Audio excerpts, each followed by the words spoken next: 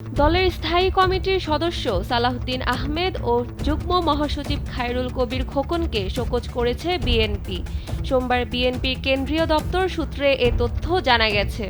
সূত্র জানায়, চট্টগ্রামে এক সংবর্ধনা অনুষ্ঠানে বিতর্কিত ব্যবসায়ী এস আলমের গ্রুপের গাড়ি ব্যবহারের জন্য সালাউদ্দিন আহমেদকে এবং বিতর্কিত ডায়মন্ড ব্যবসায়ী দিলীপ কুমার আগারওয়ালের সঙ্গে বৈঠকের অভিযোগে খোকনকে শোকজ করা হয়েছে। এদিকে অনিচ্ছাকৃত ভুলে এস আলমের গাড়ি ব্যবহার করার জন্য দুঃখ প্রকাশ করেছেন বিএনপির স্থায়ী কমিটির সদস্য সালাউদ্দিন আহমেদ। সোমবার দুপুরে গুলশানের নিজ বাসভবনে সংবাদ সম্মেলন করে দুঃখ প্রকাশ করেন তিনি।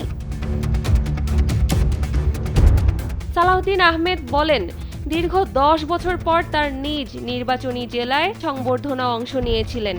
তিনি তখন বিমানবন্দর থেকে নেমে কোন গাড়িতে করে যাবে সেটা ঠিক করতে পারেননি।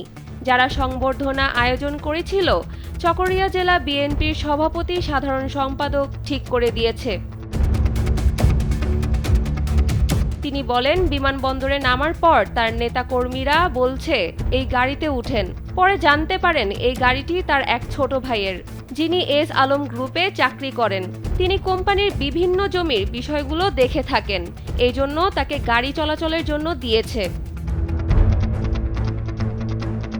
অপরদিকে দলের যুগ্ম মহাসচিব খায়রুল কবির খোকনের বিরুদ্ধে নিজ জেলায় নরসিংদীতে বিভিন্ন আর্থিক অনিয়মে জড়িত থাকার অভিযোগ উঠেছে এবং বিতর্কিত ডায়মন্ড ব্যবসায়ী দিলীপ কুমার আগারওয়ালের সঙ্গে বৈঠকের অভিযোগে খোকনকে শোকজ করা হয়েছে। এ নিয়ে তার ব্যাখ্যা চেয়েছে বিএনপি।